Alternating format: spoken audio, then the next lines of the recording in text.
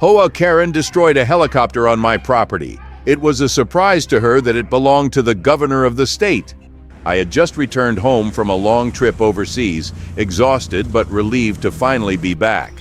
I parked my car in the driveway and walked around to check on my property. As I rounded the corner, I stopped dead in my tracks. My helicopter, gone. My private helicopter had been parked in the open lot beside my house, a piece of land that legally belonged to me. I had made arrangements with the state to house it temporarily there, as I often volunteered for emergency rescue operations. But now, there was nothing left but tire tracks from construction equipment and a few scattered pieces of debris. My stomach twisted, and then, as if summoned by sheer bad luck, Karen appeared. Arms crossed, smug smirk in place, she stood on her front lawn, watching me like a cat that had just swallowed a canary. "Oh good, you're back," she said, feigning innocence. "I took care of that eyesore for you." I blinked. "Excuse me?" She motioned to the empty space. "The helicopter, it was an absolute blight on the neighborhood. I had it removed." My hands clenched into fists. "Removed? Karen, that was my property. Where is it?" She sighed dramatically as if I were the unreasonable one.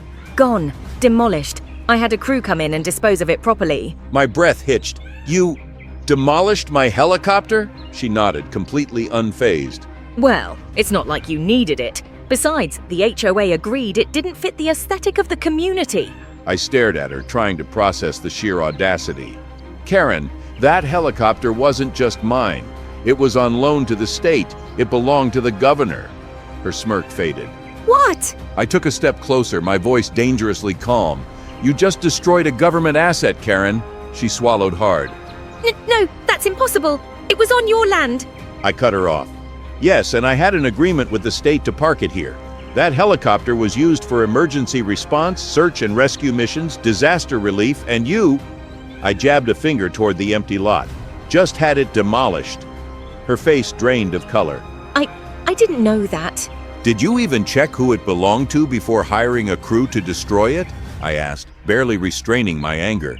She opened her mouth, then closed it, realizing the gravity of the situation. It looked abandoned," she muttered weakly. Before I could say another word, flashing red and blue lights flooded the street.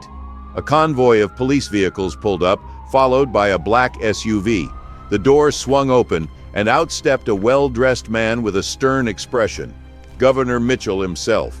Karen's knees nearly buckled. The governor looked from me to the empty lot, then to Karen. "Where is it?" he asked coldly.